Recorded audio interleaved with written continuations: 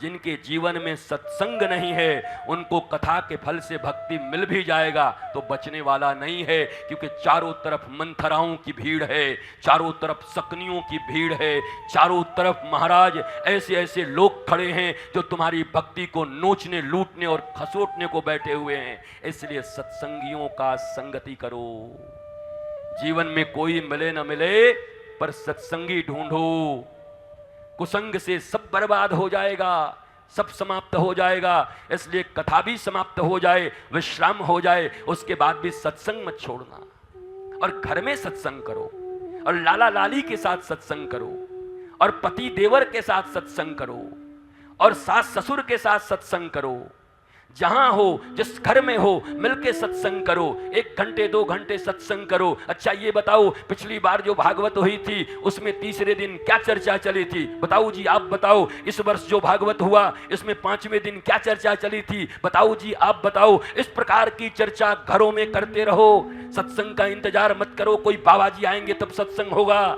तुम्हारे घर में, तुम्हारे परिवार के बीच में सदचर्चा, ईश्वर की चर्चा, कृष्ण की चर्चा, दाऊ दयाल की चर्चा ही सत्संग है। और ये सदा करते रहोगे तो तुम्हारी भक्ति को कोई नहीं ले सकता। और भक्ति बच गई तो ठाकुर तो पीछे ही घूमेगा महाराज। फिर काहे को इतनी चिंता है?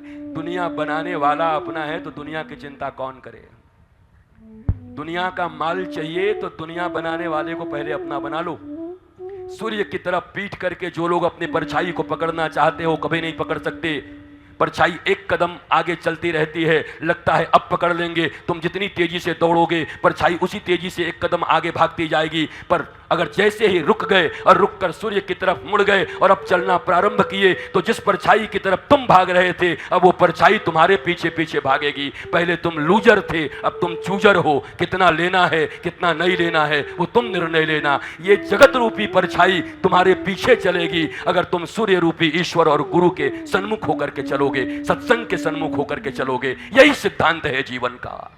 सूर्य के सन्मुख होके चलो, गुरु के सन्मुख होके चलो, ईश्वर के सन्मुख होके चलो, तो ये जगत रूपी परछाई चलेगी तुम्हारे। नेम फेम सब मिलेंगे, नाम यश सब मिलेगा, धन इत्यादि सब मिलेंगे। बस मैं सिर्फ ये बचाना चाहता हूं कि रावण और कंस का धन न हो जाए। सोने की महल अच्छी बात है, एक सोने का महल रावण का है जहां अपने भाइयों को भी लात मारी जाती है, और एक सोने का महल द्वारिका है जहां द्वारिकाधीश सुदामा जैसे विप्र को अपने पर्यंक पर बिठा करके अपने नेत्रों के जल से उनके पांव धोते हैं। सोने में रहना बुराई नहीं है, पर सोने में रहो तो द्वारिकाधीश की तरह रहो, लंकेश की तरह मत रहो, रावण की तरह मत रहो। यह सिद्धांत और यह विद्या हमें हमारा शास्त्र देता है, हमारे राम और कृष्ण की कथा देती है महाराज।